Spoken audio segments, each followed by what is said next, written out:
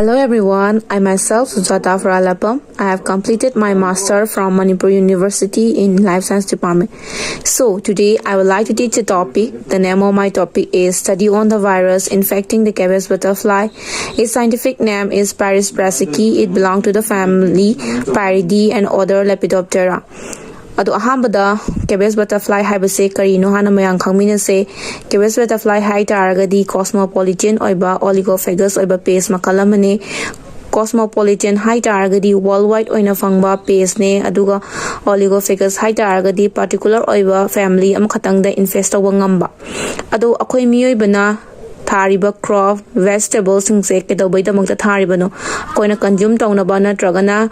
akoina market ta yona bai damakta tharibani ba adu pestings na kamdoge ha matamda mase destruction tawhale adu dugana manghan ta hanba thohale ba asisibu farmers singna kamain tawna control tawge ha matamda hauzik matamda chemical pesticide mayam sinai chemical pesticide si aduki matik harmful oye environment da natragana chariba koi miyoi bada adu duna aigi approach se kamain tawbano ha matamda biological method ta kamain tawna cabbage butterfly se control tawgadagi haibasi matangda ne ado biological method hai targadi natragana biological control akoina kamaina habisi karino haba matamda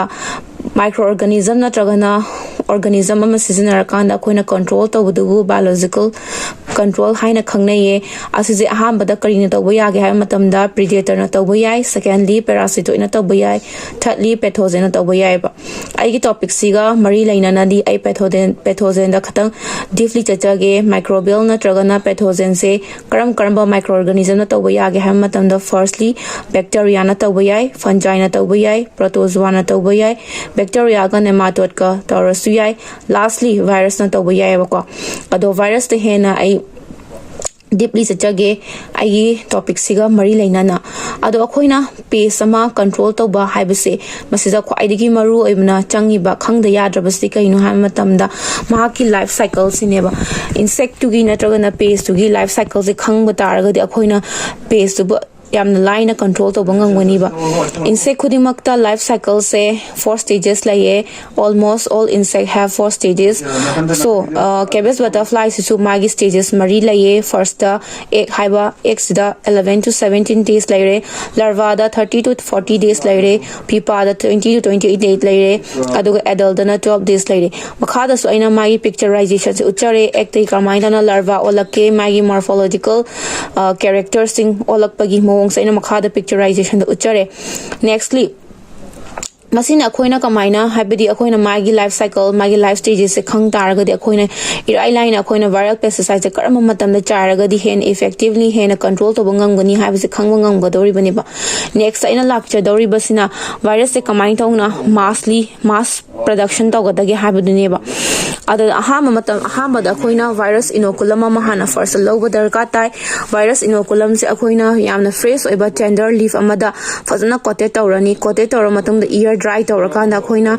insect rearing chamber amada hapani ba insect rearing chamber da hapama matungda ngasai cabbage butterfly fill the tariba cabbage butterfly se kadawge hamada akoina collect tawrakanda 4 to 5 hour mokoi starvation ta holaga thamakanda ngasai leaf virus coated tawraba leaf to da akoina mokoi se fit ta holani ba sida uchare aina ngasai insect rearing unit na tragan insect rearing chamber smine tawna akoina same gani ba masida ngasagi pijara matungda kadaroge ha matamda 5 days matungda natragana 6 day matungda kadagi ha matamda ngasagi insect to magi infected tawrabanina ngasagi virus na infect tawrabanina maunda symptom khara ulakani ba symptom thingdo ulakpa taragadi akhoina ngasagi virus na larvae se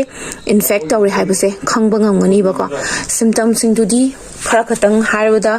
mase ahamada sluggishness ulakani second ma appetite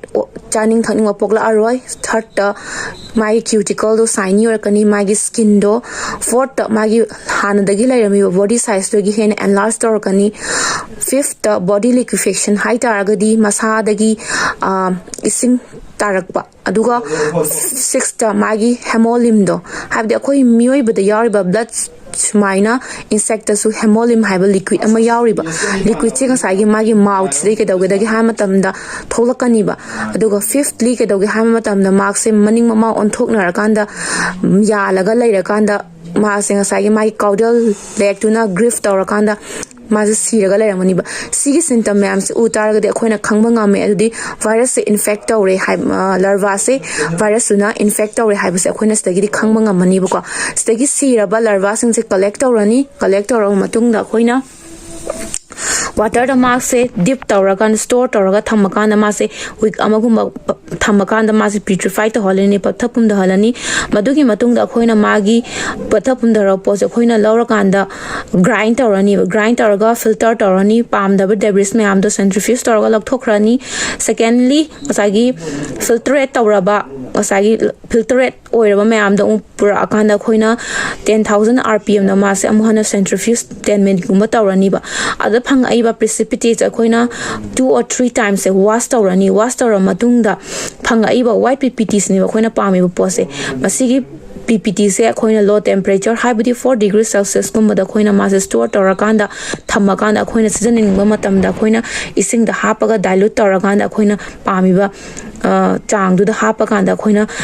fill the apply tawba yare bako ado siguma makhal gi preparation sibu kai kauge haiba matam da in vivo production of virus kawe aduga average da 250 larval extract se akoina change ba 1 hectare of land da akoina kaino tawge haiba taraga di thage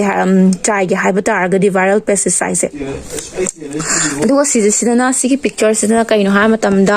hamba da virus na hamba da sagi man infect tawdringaida virus na infect tawdringaida oiba larval gi magi picture ne sina virus na infect tawraba kanda magi picture ne lastly mana ngasai hanging upside down tawrba matungda leiba magi picture dos da leire sida magi hemolymph natragana magi body liquefaction tho matam da ne magi sida uchari basina second da sidana uchari basina kaino ha matam da khogi ngasai virus to combine tawna electronic microscope view da di combine tawna magi structure so oigi ha matam da the virus leire magi coverings na koina polyhydra haina khangnare lastly magi matrix na koina polyhydrin haina khangnare ba aduga akoina kaidobagi tamakta virus pesticide sizna gadori bano virus pesticide se kaidobagi duki matik akoina season gadori banoba magi advantages khara haizage advantages sing adudi mase puthokpa matam da aduki matik line puthokpa yare adu eco friendly haibadi kaino haiba matam da khoi miyoi bada natragana environment da mana kaimta harmful oiba pideba adukanda mase 90% hena akoina control tawbanga me asagi Paris brassica natragana cabbage butterfly se adu edible substance da toxic amta pidel akoina viral pesticide chaigra matungda koina kobi cabbage natragana cauliflower da chasan matam da khoida amta toxic pideba aduga mase akoina virus oina chaihune da mase virus oina adum laigani natural pathogen oina adum laigani adu akoina normal sprayer amana adum mas irai laina chabi have the chemical pesticide chari base smai tawdana mase normal sprayer amana adum chabi yai aduga akoina massly production se tawraba virus production se virus pesticide akoina